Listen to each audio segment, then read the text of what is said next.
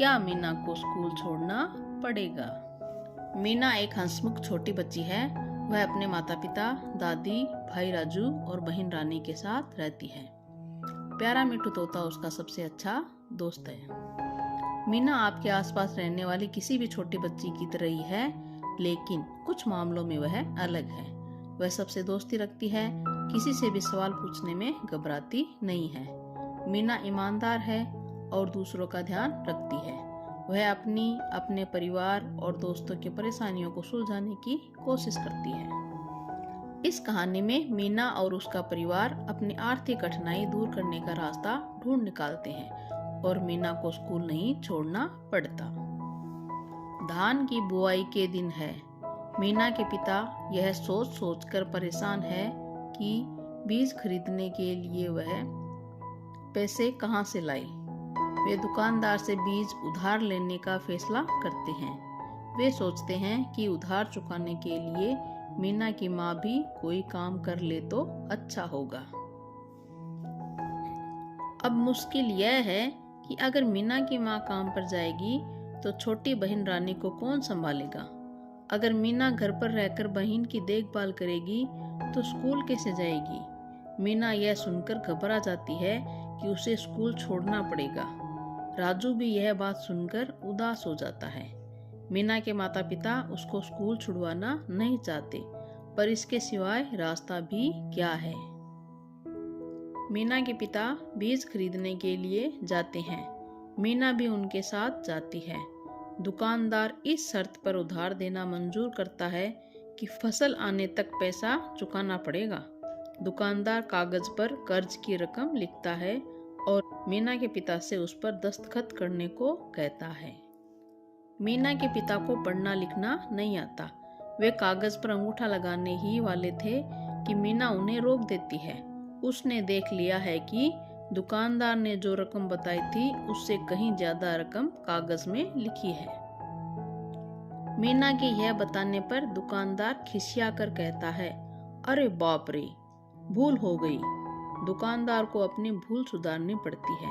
बेटी की चतुराई देख मीना के पिता फूले नहीं समाते। वे मन ही मन सोचते हैं कि अच्छा है, मीना स्कूल जाती है। अगले दिन रोज की तरह मीना स्कूल जाती है। वह बहुत उदास है। बहन जी के पूछने पर वह रो पड़ती है और बताती है कि आर्थिक कठिनाई के कारण उसे स्कूल छोड़ना पड़ेगा। बहन जी मदद करने का दिलासा देती है। बहन जी मीना के घर आकर उसके माता पिता को बताती है कि जो महिलाएं अपना काम धंधा करना चाहती है उन्हें बैंक से कर्ज मिल जाता है।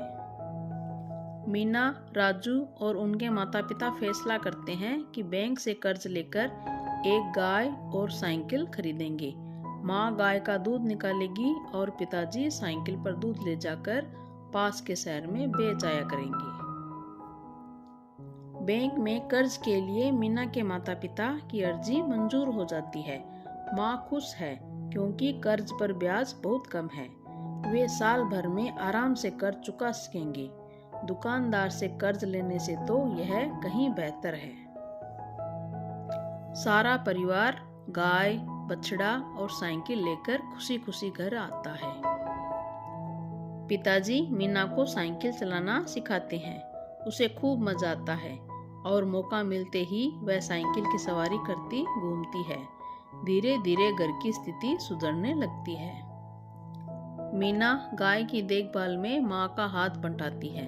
पिताजी दूध बेचने रोजाना पास के शहर जाते हैं। सब कुछ ठीक ठाक चल रहा था कि पिताजी बीमार पड़ जाते हैं और बहुत कमजोर हो जाते हैं।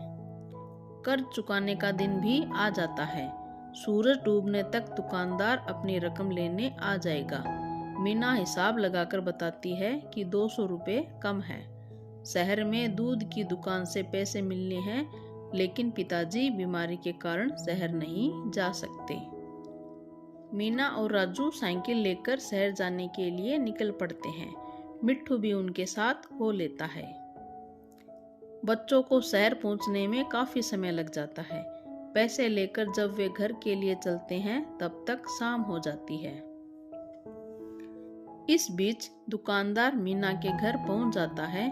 वह मन ही मन खुश है कि मीना के माता पिता कर्ज तो चुका नहीं सकेंगे, वह बदले में गाय बछड़ा खोल ले जाएगा। दुकानदार एक पिंजरा भी साथ लाया है ताकि मिट्ठू को पकड़कर ले जाए और किसी को बेच दे।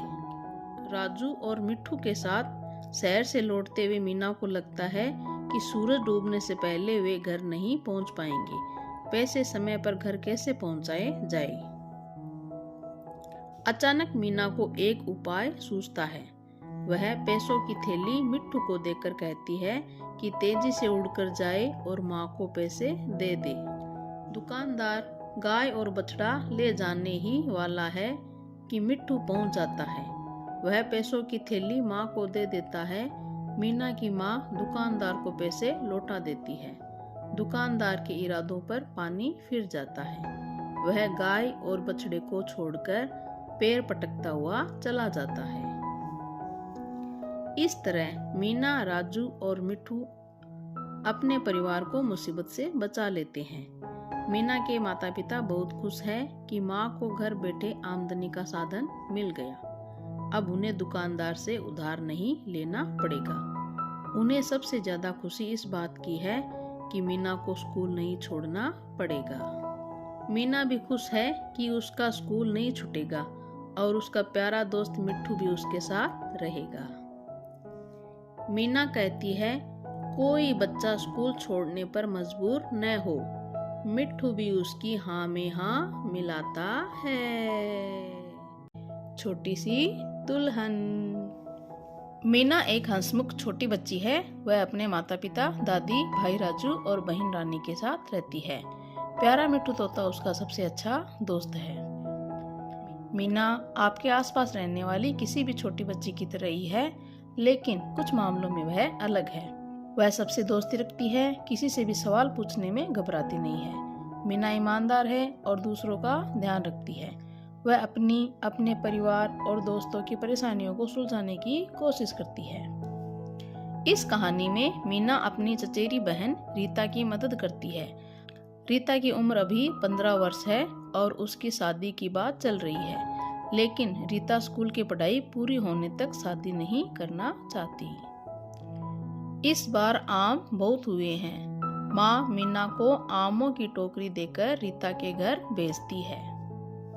मीना निकल पड़ती है। उसके साथ मिट्ठू तोता भी है। रास्ते में उसे दुकानदार मिलता है। वह खुश है कि उसे अपने बेटे के लिए कम उम्र की दुल्हन मिल गई। वह जोर जोर से बड़बड़ा रहा है। कम उम्र की लड़की है, शादी के बाद घर का सारा काम करेगी और मुझे उसे काम करने के पैसे भी नहीं देने पड़ेंगे। मीना को पता चलता है कि दुकानदार ने अपने बेटे की शादी के लिए उसकी चचेरी बहन रीता को चुना है। रीता अभी सिर्फ 15 साल की है। वह स्कूल की पढ़ाई पूरी होने तक शादी नहीं करना चाहती। रीता समझ नहीं पा रही कि अपने माता पिता से यह बात कैसे कहे। मीना ने सुझाव दिया कि दादी से मदद मांगी जाए। वे दोनों दादी के पास जाते हैं। दादी मदद करने के लिए तुरंत मान जाती है। दादी खुद 15 साल की उम्र में पहली बार माँ बन गई थी। बच्चा मर गया और दादी भी मरते मरते बची। वह नहीं चाहती कि रीता भी उनकी तरह तकलीफ उठाए। वह रीता के घर जाकर उसके पिता को समझाती है कि रीता अभी बहुत छोटी है, अभी उसकी शादी की उम्र नहीं है। दुकानदार का बेटा बाबू डॉक्टर की पढ़ाई कर रहा है और दुकानदार उसकी शादी जल्दी करना चाहता है। रीता के पिता को डर है कि शादी देर में करने की बात से कहीं इतना अच्छा वर हाथ से न निकल जाए। दुकानदार ने अपने बेटे की आने की खुशी में घर के सामने बंधनवार लगाई है। बेचारा मिट्ठू इस बंधनवार में उलझ जाता है। दुकानदार उसका पीछा कर रहा है। बंधनवार से निकलने की कोशिश में मिट्ठू धम से जमीन पर आ गिरता है। मीना मिट्ठू को उठाकर ले आती है। राजू और रीता भी उनके साथ है। मिट्ठू हिले डुले बिना एकदम शांत पड़ा है। उन्हें लगता है कि मिट्ठू मरने वाला है। वे घबरा जाते हैं और मिट्ठू को जगाने की कोशिश करते हैं। उनकी सारी कोशिशें बेकार जाती है। मिट्ठू ज्यों का त्यों पड़ा रहता है। अचानक उन्हें एक अजनबी की आवाज सुनाई देती है। क्या हुआ? वह पूछ रहा है। नौजवान शायद जानता है कि ऐसी स्थिति में क्या करना चाहिए।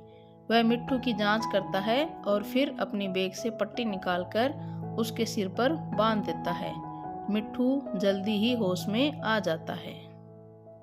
मिट्ठू को होश में आया देख मीना और राजू खुशी से उछल पड़ते हैं। नौजवान रीता की तरफ देखता है और रीता शर्मा जाती है। राजू यह पता लगाने के लिए उस अजनबी नौजवान के पीछे जाता है कि आखिर वह है कौन। वह देखता है कि दुकानदार उस नौजवान को गले लगाकर खुशी से कह रहा है, आओ बेटा आओ, तुम्हारे लिए खुशखबरी है। मैंने तुम्हारी शादी के लिए कम उम्र की लड़की देख ली है। बाबू कम उम्र की लड़की से शादी करने से मना कर देता है। इससे उसके पिता की खुशी गुस्से में बदल जाती है। बाबू अपने पिता को समझाता है, रीता अभी बहुत छोटी है। 18 वर्ष से कम उम्र में लड़कियों की शादी करना गैर कानूनी है। कम उम्र की लड़की का मां बनना भी सुरक्षित नहीं है। मीना को जब यह पता लगता है कि इसी डॉक्टर से रीता की शादी की बात चल रही है, तो वह उसे बताती है कि रीता पढ़ाई पूरी करने के लिए बहुत उत्सुक है। डॉक्टर कहता है कि रीता को पढ़ाई जरूर पूरी करनी चाहिए। वह रीता के पिता से मिलकर उन्हें भी समझाता है कि रीता अभी शादी के लिए बहुत छोटी है। दादी माँ को एक तरकीब सूझती है। फैसला होता है कि बाबू और रीता की सगाई अभी कर दी जाए और शादी 3 साल बाद। इस बीच दोनों अपनी अपनी पढ़ाई भी पूरी कर लेंगे। मिट्ठू कहता है, पढ़ाई भी पूरी कर लेंगे। रीता खुशी से मीना को गले लगा लेती है। सब समझ गए हैं कि 18 साल तक की उम्र पढ़ने की होती है, शादी की नहीं।